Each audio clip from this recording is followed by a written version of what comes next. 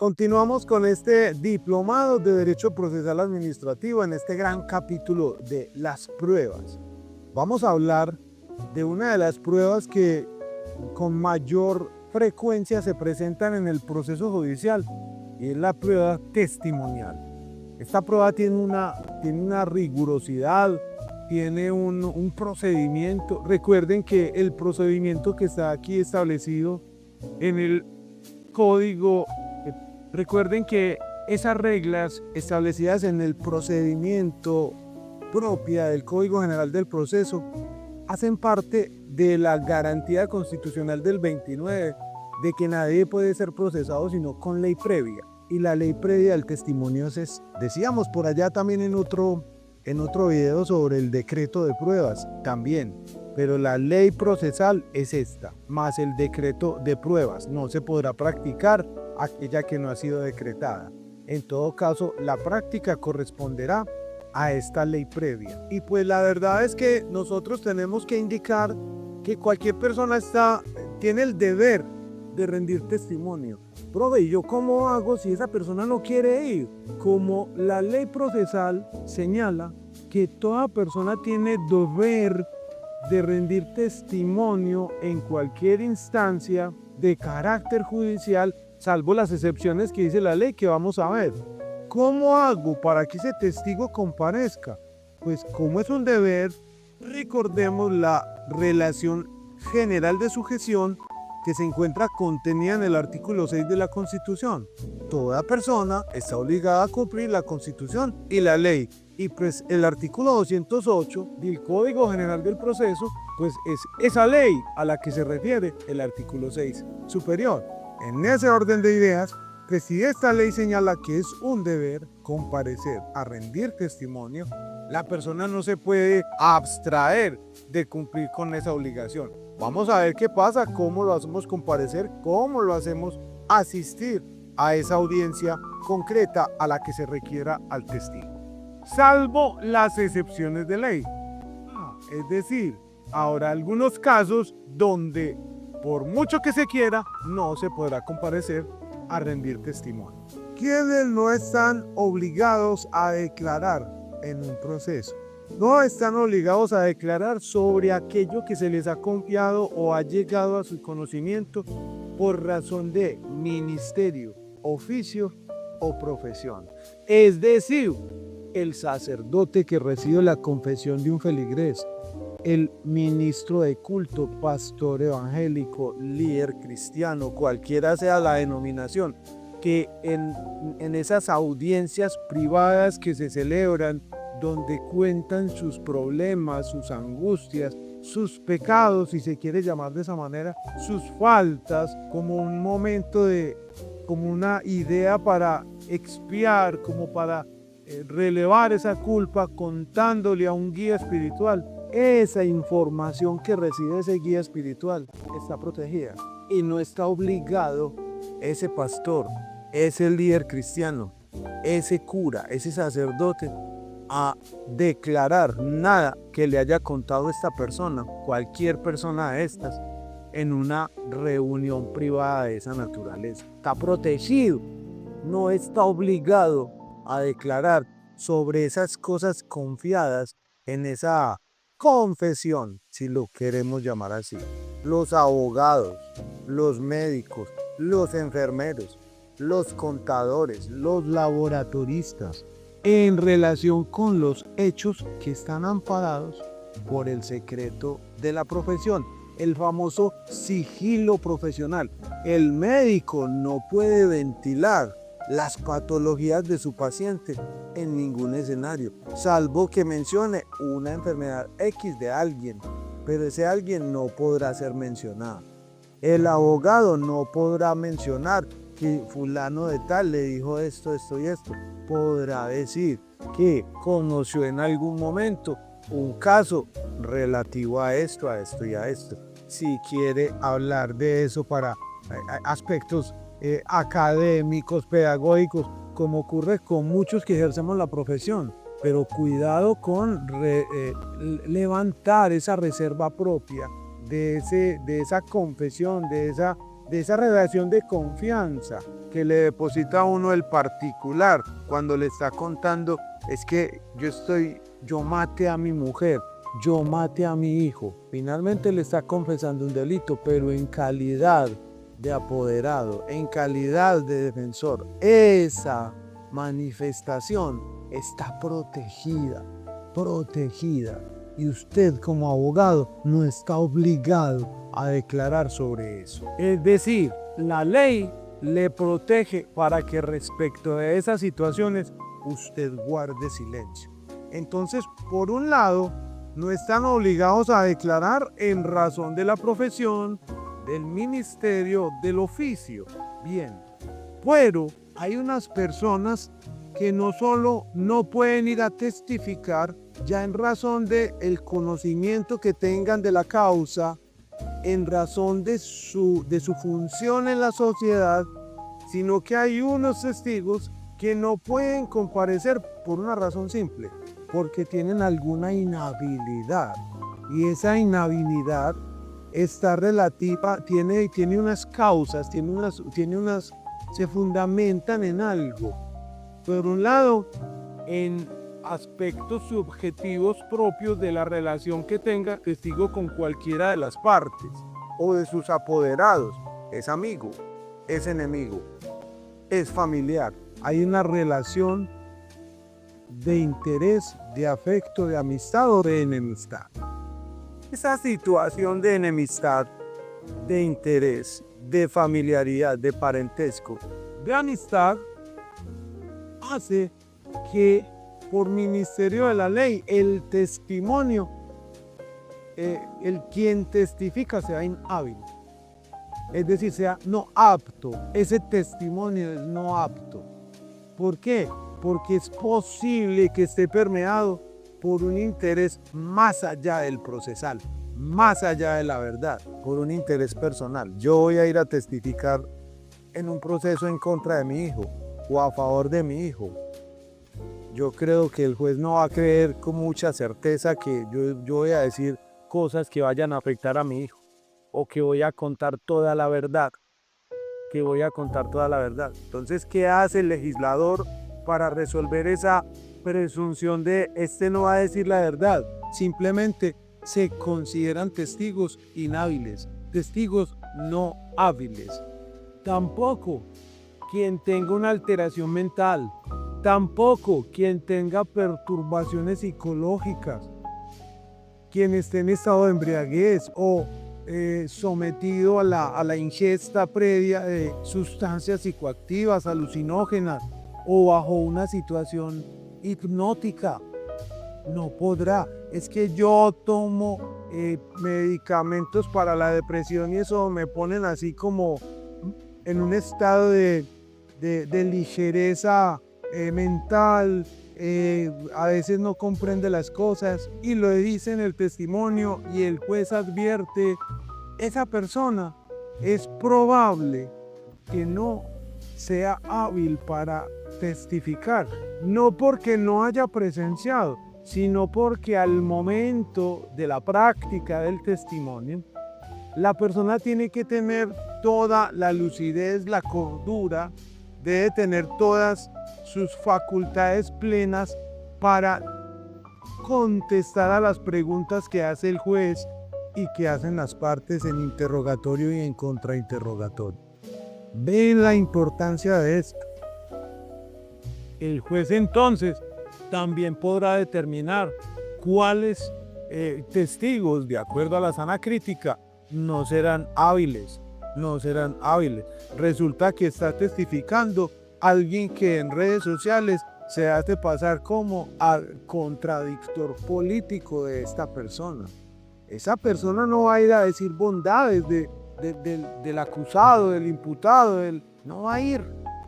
El juez simplemente puede declarar inhábil a esa persona. Oye, ¿qué pasa si el juez no lo advierte y yo lo manifiesto en la audiencia? Existe algo entonces que se llama la tacha del testigo. Ojo con esto, y le recomiendo mucho a los abogados y a mis estudiantes en la universidad.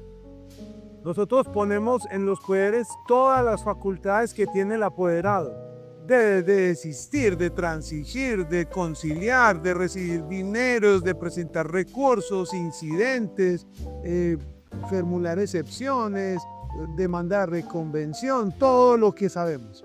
Pero póngale a su poder tachar documentos y testigos, porque vamos a ver cuando tachemos un testigo, y como se tacha es, lo que hace es que se inicia un incidente.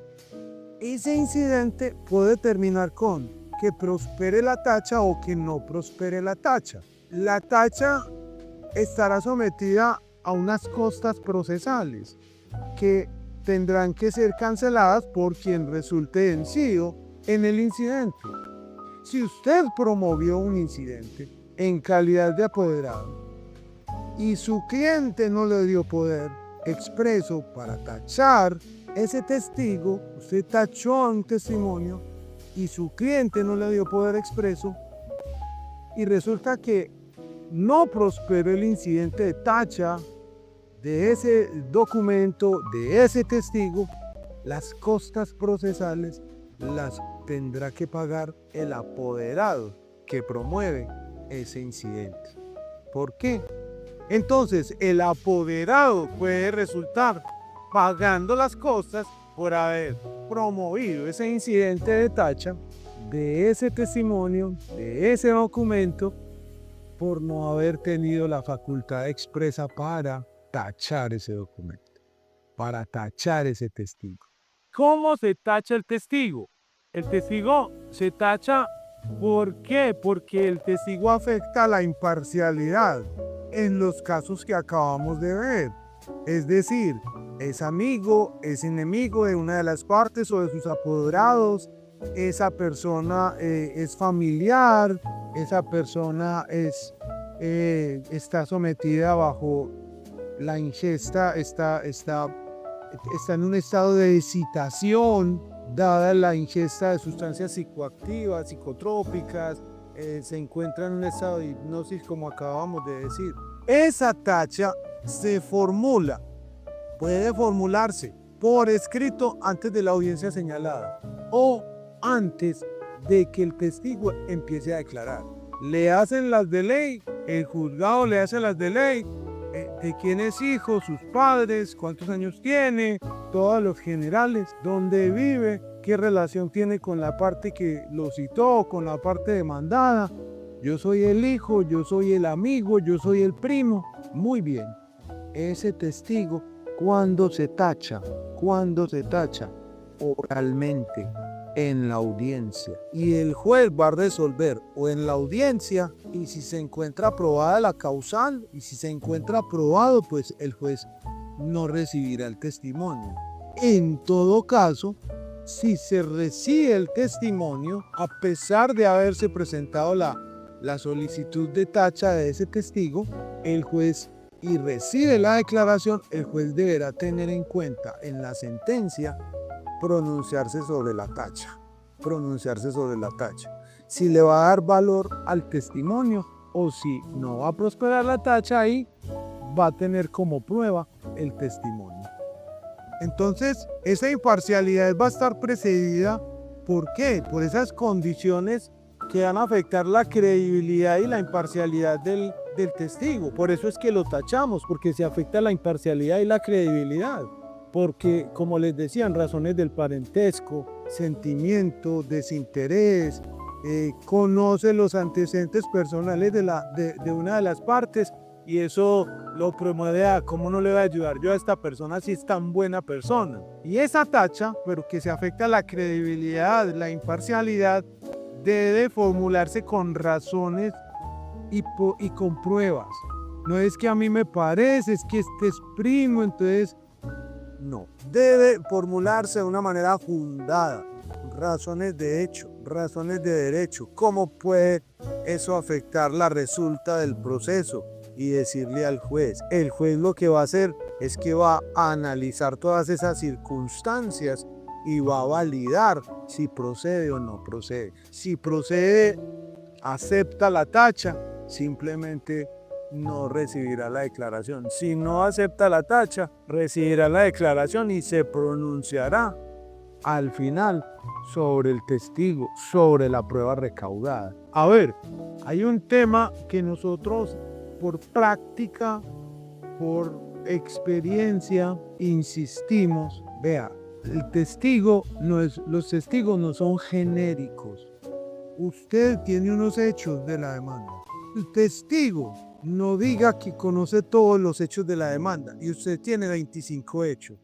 Entonces la más fácil es: yo llevo a Pedrito Pérez, identificado con cédula tal, quien vive en tal parte, tiene correo electrónico y celular tal, para que hable sobre los hechos de la demanda. ¿Qué pasa? El artículo 212 del Código General del Proceso señala que obligatoriamente deberá expresarse el nombre, el domicilio, residencia o lugar donde puedan ser citados los testigos y enunciarse concretamente los hechos objeto de la prueba. Por experiencia les digo, estábamos presentando una nulidad electoral contra unos candidatos al consejo en un municipio de Antioquia que resultaron elegidos concejales. Y en la prueba, como queríamos proteger al testigo de que no lo fueran a buscar por ningún medio, dijimos: el testigo se llama fulano de tal,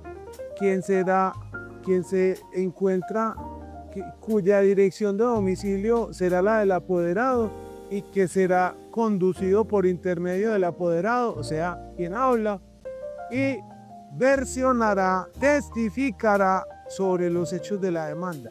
Pues el juez, el magistrado de ese proceso, me rechazó esa prueba porque no cumplía con los requisitos del 212, porque no dije cuáles eran los hechos concretos de la demanda. Usted tiene unos hechos, 25 hechos, y quiere llevar a su testigo para que hable de los 25 hechos. Pues entonces sea preciso y dígale al señor juez: va a hablar de la relación laboral, va a hablar de las horas extras, va a hablar de cuando lo despidieron, va a hablar del accidente laboral, porque cada hecho va a hablar. ¿Por qué? Porque ese es el requisito. Profe, pero eso no es una rigurosidad, eso no raya en el rito excesivo. Es el Consejo de Estado, nosotros presentamos, era un proceso de única instancia, no admitía ningún recurso salvo la súplica. Presentamos súplica, no nos accedieron, presentamos tutela ante el Consejo de Estado y el Consejo de Estado, tanto en primera como en segunda instancia, dijo: señores, la rigurosidad de la práctica y el decreto del testimonio es lo dicho en el 212. No hay testigos genéricos. El testigo será de 1, 2, 3, 25 hechos. ¿Y por qué? O será solo testigo de 3 hechos. ¿Por qué? Porque el 212 tiene su espíritu y tiene su lógica. Es que el juez necesita saber cuál es el objeto de la prueba al momento de decretarla, porque si conoce el objeto de la prueba, pues va a tener la posibilidad de determinar la pertinencia de la misma.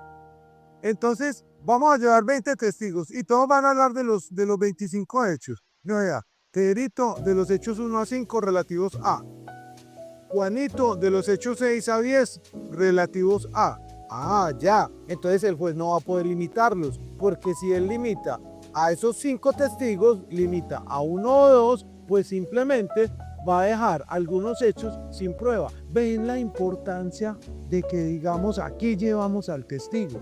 Ahora, por práctica, cuando decimos a qué lo llevamos, es que ni testigo va a hablar de los hechos 4, 5 y 6. ¿Qué pasa si el apoderado en el contrainterrogatorio de la parte contraria le va a preguntar sobre los hechos 1, 2 y 3? O sobre los hechos 8, 9 y 10. Pues objeto la pregunta, señor juez, porque el objeto de la prueba es que el testigo va a hablar de los hechos 4, 5 y 6. Miren la técnica tan importante. Entonces nosotros no hablamos solo de los casos que ganamos, también de cuando en buen juicio la judicatura nos llama al orden y nos dice, venga, el testimonio tiene esta finalidad. El testimonio como prueba tiene esta estructura. Vamos a cumplirla y vamos a llevar el proceso a que en realidad cumpla sus fines, y es encontrar la verdad material. El juez puede limitar la recepción de los testimonios cuando considere suficiente. Por eso, si nosotros llevamos bien preparados estos testigos de qué van a hablar, pues simplemente el juez se va a abstener de limitar los testimonios, pues porque va a decir, es que si yo limito este testigo, me falta, no han hablado de los hechos 13, 14 y 15, y si lo limito puede generar una causal de nulidad, eventualmente a la sentencia, o eventualmente acá, y puede generar un defecto fáctico o sustantivo según la apreciación que se haga de ella. Entonces miren la importancia. Una vez entonces el testigo nosotros lo presentamos y cumple con estos requisitos, pues el juez simplemente ordena que se practiquen. ¿Y cómo hago yo si el testigo mío no quiere ir? Le toca. Y si le toca pagarle transporte y llevarlos y recogerlos, pues finalmente, ojo, la prueba es suya. Ojo, el presidente de la República puede rendir testimonio y el vicepresidente de la República. Sí, señores, pero en el despacho de ellos. ¿Por qué? Porque tienen una dignidad, porque tienen un fuero, porque tienen un manto que los protege. ¿Listo? ¿Y qué pasa frente al testimonio de agentes diplomáticos? Frente al testimonio de agentes diplomáticos de una nación extranjera, hay que pedirle permiso al jefe de la delegación diplomática si permite que esa persona rinda testimonio, o si lo quiere verbal o si lo quiere por escrito. ¿Por qué? Porque se protege la diplomacia. Quien solicita el testigo deberá garantizar que esa persona vaya al testimonio. Distinto es que yo no tenga acceso a ese testigo, que ese testigo sea necesario y pues que yo no lo pueda llevar porque no es ni siquiera conocido de la parte que estoy representando. Ese servidor público que presenció tal y tal situación, ese servidor público hay que citarlo. Entonces solicito, señor juez, que se ordene la comparecencia de Pedrito Pérez, quien funge como servidor público, que presenció según las cámaras de seguridad tales y tales los hechos ocurridos y que son objeto de este litigio. De acuerdo al artículo 6 de la Constitución y al artículo 212 del Código General del Proceso, solicito que se haga comparecer a ese testigo, porque es un deber testificar. En ese orden de ideas es que nosotros debemos darle el manejo al testimonio. Las preguntas se hacen en la audiencia y las preguntas tienen que estar dirigidas a la causa del proceso, al objeto de la litis. ¿Cómo me doy cuenta del objeto de la litis? Pues recuerden que la primera audiencia es para fijar el litigio. ¿Sobre qué vamos a discutir en este proceso? Es sobre eso que vamos a hablar. Cada pregunta debe estar individualizada con un hecho y debe ser clara, concisa, no debe ser compuesta. Si usted cree que tiene 2 o 3 preguntas, pues haga 3 y no una compuesta, porque si no el juez le va a decir, venga abogado, usted aquí no me va a meter 3 preguntas en una, hágame una y después otra y otra, porque el otro también está ahí. Su señoría, entonces el abogado va a preguntar 3 veces va a hacer 3 preguntas en una. Es una pregunta, una respuesta. Una pregunta, una respuesta. ¿Qué pasa cuando tenemos varios testigos y todos llegan al mismo tiempo para que le tomen el juramento? O estamos en la audiencia virtual. Ojo, por lealtad procesal, los testigos tienen que salirse, solo se queda uno. El testigo no puede escuchar que está contestando el otro. El testigo no puede estar escuchando que está contestando el interrogatorio de la parte una u otra, porque se afecta su imparcialidad, se afecta la transparencia del testimonio. El testigo va a hablar solo lo que le consta, por eso se le advierte que va bajo juramento y con ese apremio podrá ser responsable penalmente si dice mentiras. Se llama falso testimonio. El juez, ¿qué va a hacer entonces en la práctica del testimonio? Va a validar que las preguntas sean conducentes, que sean pertinentes, que si vayan a la esencia del litigio, porque si no, pues las va a exhortar a los abogados a que hagan preguntas y va a rechazar todas las preguntas inconducentes, impertinentes, superfluas o cualquier repetición de una que ya respondió. Va a rechazar las preguntas que no sean útiles para precisar el conocimiento del testigo. Las va a rechazar. De pronto, es que ya él respondió esto, sí, pero es que yo quiero que aclare, porque dijo esto, pero queda en el aire de si puede ser esto. Solicito que el testigo aclare. Claro, es útil su respuesta. Va a decir el juez que el testigo responda. Es lo que pasa. Las partes asimismo van a objetar las preguntas cuando sean impertinentes, inconducentes, inútiles, innecesarias, porque no atienden a la esencia del litigio. No atienden a la esencia del litigio. Entonces la recepción de ese testigo, ¿cómo funciona? Ese testimonio. Arranca el juez y le pregunta y le va a indagar. Muchas veces el juez hace todas las preguntas que uno iba a hacer. Muchas veces hay que estar pendiente hay que llevar el formulario hecho, preparar la audiencia y llevar cuántas preguntas le vamos a hacer al testigo y tachar.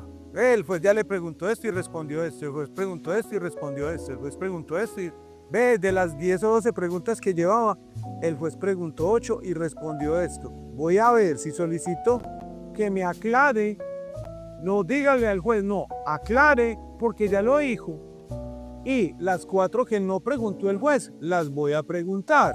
Ojo, el juez le pregunta, el testigo dice, esté pendiente a las preguntas que usted ya lleva trabajadas y formuladas. Porque si pregunta lo mismo, la otra parte objeta o el juez le va a decir, abogado, eso ya lo dijo. Esa pregunta no va, hay que estar pendiente del interrogatorio. El juez entonces va a garantizar que se cumplan estas reglas procesales. Se permite que el testigo haga dibujos, que el testigo haga gráficas, representaciones con el fin de que ilustre el testimonio. Se permite. Se permite que, señor juez, déjeme revisar la fecha porque no me la recuerdo. Se permite. Lo que no se permite es que lea qué va a decir. Pero asuntos de direcciones, asuntos de fechas, asuntos de datos que desde la memoria no se guardan, se pueden revisar. ¿Qué pasa si el testigo se rehúsa a declarar a pesar de ser requerido? Lo pueden multar entre 2 a 5 salarios mínimos. Incluso lo pueden arrestar entre 1 a 10 días. Dar respuestas evasivas también da lugar a la sanción. Ya en este caso no arresto, sino pecuniaria. Cuando quien está testificando está hablando de cosas que conoce otra persona, deberá indicar el nombre y explicar la razón de por qué esa persona lo sabe, porque si es del caso, por solicitud de las partes o el mismo juez de manera oficiosa, ordenará que venga esa persona de la cual se está hablando. Vean la importancia del testimonio, que es en el otro video para que sigamos hablando de pruebas. Y no olvide preguntarme ahí en el WhatsApp donde estamos absolviendo las dudas de este diplomado.